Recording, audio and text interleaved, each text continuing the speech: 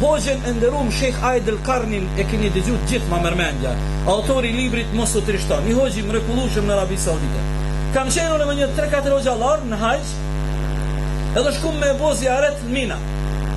Allahu shpërbleft, ai na pranoi, edhe masi ndajtem një 20 minuta gjysore se di, ai më tha çoni dha, unë s'ta shikoj një program temin, ju ndashërim i ndash shkoni. Çka keni me pi kafe, çka keni me ambelsina, ai çeli Kur'anin. Ai smutim na thon hajtu dha mall, po çështo. Më falni dha, unë e kam programin tem, ju bëni çka doni. Do njeri i cili ka program nuk e interesant.